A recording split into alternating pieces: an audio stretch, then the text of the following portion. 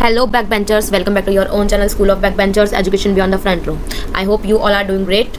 Well, in this video we are going to continue class 12th business studies chapter 5 organizing, and this is the second part of that series.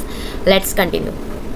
So our next topic is importance of organising का concept हम पढ़ चुके हैं, है ना। अभी हम पढ़ने वाले हैं उसकी इंपॉर्टेंस। तो सबसे पहला इंपॉर्टेंस जो है वो स्पेशलाइजेशन है। स्पेशलाइजेशन के हिसाब से क्या मीनिंग है इसका, कि हम सबसे पहले तो हमने ऑर्गेनाइजिंग के कॉन्सेप्ट में पढ़ा था कि हम पूरे वर्क को, जो टोटल वर्क है हमारा, उसको हम छोटे छोटे टास्क के अंदर डिवाइड कर देते हैं ताकि हर एक पर्टिकुलर काम को एक्सपर्टीज मिल सके, क्योंकि उस पर्टिकुलर टास्क को हम उसको अलोकेट करेंगे करने के लिए जो उस काम के अंदर एक्सपर्ट है।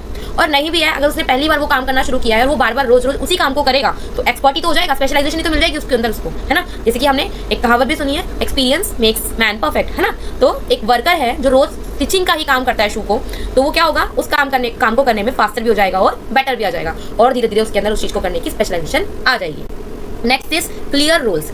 सबको पता है ऑर्गेनाइजेशन के अंदर किसकी क्या जॉब है, किसको वो रिपोर्ट करने वाले हैं। इससे क्या हो जाता है, कंफ्यूजन रिड्यूस हो जाती है। जैसे कि एक टीचर है स्कूल के अंदर, वो जाकर किसको रिपोर्ट करेगी, प्रिंसिपल्स को ही तो करेगी, अकाउंटेंट को थोड़ी ना करेगी, है ना। तो क्लियर रोल अगर लोगों को पता है कि इनकी क्या जॉब रहेगी, क्या रिस्पॉन्सिबिलिटी रहेगी, क्या अथॉरिटी रहेगी, तो कोई कंफ्यूजन क्रिएट नहीं होगी। और क्योंकि कंफ्यूजन क्रिएट नहीं होगी, कोई डुप्लीकेशन नहीं होगी और वर्क जो है वो स्मूथली चलता रहेगा, गोल्स जो है वो आसानी से अचीव किए जा सकेंगे, तो एक इफेक्टिव एडमिनिस्ट्रेशन भी हो पाएगी। तो तीसरा इंपॉर्टेंस हो जाता है ऑर्गेनाइजिंग का, इफेक्टिव एडमिनिस्ट्रेशन। जैसे दो लोग, हमें उनको पता है उन दोनों का जॉब क्या क्या है, तो ऑब्वियसली उनके बीच में कभी कंफ्यूजन क्रिएट नहीं होगी और मिस्टेक से वो कभी सेम टास्क को नहीं करेंगे, कोई डुप्लीकेशन नहीं हो पाएगी। नेक्स्ट, आप बेस्ट यूज कर पाते हो अपने रिसोर्सेज का।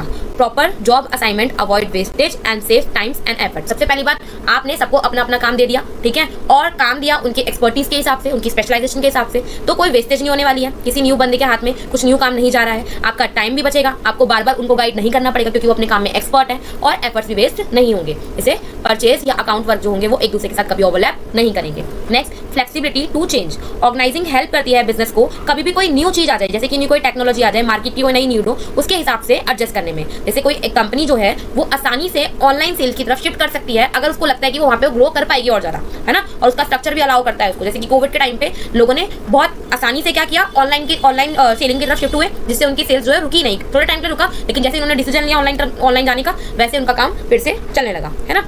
तो ऑर्गेनाइजिंग आपके, क्योंकि आपका जो काम है आपने स्पेशलाइज कर रखा है, तो किसी को अगर चेंजेस लाने भी होंगे तो सबके पास थोड़े थोड़े चेंज आएंगे, पूरी ऑर्गेनाइजेशन को एज अ होल चेंज नहीं करना पड़ेगा, है ना। तो ये चेंजेस आसानी से लाए जा सकते हैं। Next is expansion and growth. Organising help करती है बिजनेस को आसानी से ग्रो करने में। क्यों, कैसे कर सकते हो, कोई न्यू डिपार्टमेंट को या किसी नए ब्रांच को आप ऐड कर दोगे उस पर्टिकुलर स्पेशलाइजेशन के लिए। जैसे कि एक कोचिंग सेंटर जो है, उनको एक न्यू कोर्स पढ़ाना शुरू करना है, तो वो ऑब्वियसली जो पुरानी कोर्सेज को कराने वाली टीम्स है उनसे तो वो कोर्स सिखाएंगे नहीं, वो तो अपने अपने काम में पहले एक्सपर्ट है, उस पर वो काम कर रहे हैं तो कंटिन्यू करेंगे। आप इस न्यू कोर्स के लिए वो न्यू टीम रखेंगे, न्यू डिपार्टमेंट, है ना। तो आसानी से आप एक्सपेंशन और ग्रोथ की तरफ जा सकते हो अगर आपकी ऑर्गेनाइजिंग अच्छे से हुई है।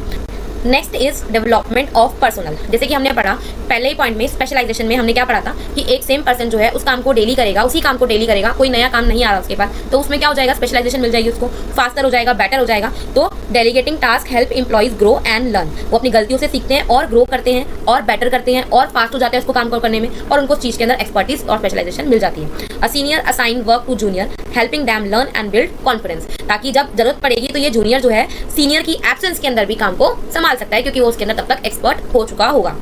नेक्स्ट जो टॉपिक है हमारा वो है ऑर्गेनाइजेशनल स्ट्रक्चर। किसी ऑर्गेनाइजेशन का क्या ऑर्गेनाइजेशनल स्ट्रक्चर है, ठीक है। It is a framework that shows how jobs and responsibilities are divided. किस तरीके से आप जॉब्स को, रिस्पॉन्सिबिलिटी को अलग अलग एम्प्लॉयज के बीच में, डिपार्टमेंट्स के बीच में, टीम्स के बीच में डिवाइड करते हो, और कैसे लोग एक दूसरे के साथ कनेक्ट होते हैं। कनेक्ट कैसे होते हैं, कौन किसके अंडर रह के काम करेगा और कौन किसको रिपोर्ट करेगा, है ना। तो सिंपल वर्ड में अगर बात करें ऑर्गेनाइजेशनल स्ट्रक्चर का मीनिंग क्या है, it defines who does what and who reports to whom. कौन क्या करता है और कौन किसे रिपोर्ट करता है। हम एग्जांपल यहाँ पे एक डायग्राम के रूप में मैंने दिखाया आपको। जैसे कि ये मेन हेड है, इस मेन हेड के अंदर 2-3 लोग और काम कर रहे हैं, सेकेंड, थर्ड एंड फोर्थ, और इनके अंडर भी कुछ लोग, इनके सबऑर्डिनेट जो है वो काम कर रहे हैं। तो ऑब्वियसली ये जो पर्सन है, अगर मैं इसकी बात करूं, ये जाकर इसको रिपोर्ट नहीं करेगा, इसको रिपोर्ट नहीं करेगा, इसको रिपोर्ट नहीं करेगा, इसको रिपोर्ट करेगा, इसको, क्योंकि ये इसके अंडर काम कर रहा है। वहीं अगर इसकी बात करूं तो ये किसको रिपोर्ट करने वाला है, इसको रिपोर्ट करने वाला है। तो ना तो काम की कंफ्यूजन होगी, ना ही किसको किसे रिपोर्ट करना है इस चीज़ को लेकर कंफ्यूजन होगी। सबके अपने अपने जॉब्स जो है अलोकेट किए गए होंगे, सबको ये बता दिया गया होगा स्टार्टिंग में ही कि कौन किसको रिपोर्ट करेगा, कौन किसके अंडर रह के काम करेगा। तो जो आपका जो गोल है वो स्मूथली अचीव हो पाएगा, ठीक है, बिना किसी कंफ्यूजन के, बिना किसी डुप्लीकेशन के, ठीक है। जो हमारा टॉपिक है वो ये है कि स्पैन ऑफ मैनेजमेंट और ऑर्गेनाइजेशनल स्ट्रक्चर के बीच में क्या रिलेशन है। तो पहले बात करते हैं हम स्पैन ऑफ मैनेजमेंट का क्या मीनिंग होता है, क्योंकि ऑर्गेनाइजेशन स्ट्रक्चर क्या होता है वो तो हम पढ़ चुके हैं, है ना। स्पैन ऑफ मैनेजमेंट का मतलब है कि एक सिंगल मैनेजर कितने लोगों को आसानी से हैंडल कर सकता है इफेक्टिवली, ठीक है। उसके अंडर कितने लोग काम कर सकते हैं जिनको वो एफिशिएंटली हैंडल कर सकता है। तो ये स्पैन ऑफ मैनेजमेंट जो होते हैं दो तरीके के होता है, एक होता है नैरो स्पैन, एक होता है वाइड स्पैन। नैरो स्पैन जब होता है जब एक मैनेजर के अंदर कुछ ही सबऑर्डिनेट काम करते हैं, ठीक है। लेकिन तो यहाँ पे क्या होगा, लेवल्स ऑफ मैनेजमेंट बढ़ते जाएंगे। जैसे एक यहाँ पे देखा हमने, एक हेड है उसके अंदर 3 लोग काम करते हैं और फर्दर इनके अंडर भी 3 लोग काम करते हैं और फर्दर फिर इनके अंदर शायद हो सकता है 2 लोग काम करते हो, इस तरीके से। तो ये टॉल स्ट्रक्चर बोलते हैं इसको, क्योंकि ये धीरे धीरे इसके लेवल जो है बढ़ते जाते हैं। जबकि वाइड स्पैन की हम बात करें तो इसके अंदर एक मैनेजर के अंदर ज़्यादा सबऑर्डिनेट्स काम कर सकते हैं, ठीक है। तो इसमें लेवल्स जो होंगे कम होंगे, लेकिन ये फ्लैट और वाइड चौड़ा स्ट्रक्चर होगा। जैसे यहाँ पे हमने बात की कि ये हेड है और इसके अंदर इतने सारे मैनेजर जो है काम करते हैं और फिर फर्दर इनके अंडर 2 सबऑर्डिनेट्स काम करते हैं, ठीक है। यहाँ पे हायरार्की जो होती है आपकी कम रहेगी, यहाँ पे टॉल स्ट्रक्चर के अंदर ज़्यादा रहेगी, लेवल ज़्यादा बढ़ जाएंगे, क्योंकि क्लियर है। तो गाइस जितने कॉन्सेप्ट हमने इस वीडियो में किए हैं आई होप आपको अच्छे से समझ में आ गए होंगे। अगर आ गए हैं तो क्वेश्चन पढ़िए, समझिए, आंसर कमेंट बॉक्स में लिखिए। नहीं समझ में आए हैं, कहीं डाउट है, कोई कंफ्यूजन है, वो भी आप कमेंट बॉक्स में लिखिए। मैं नेक्स्ट वीडियो में ट्राई करूँगी उसको कंफ्यूजन को हटाने की और क्लियर करने की।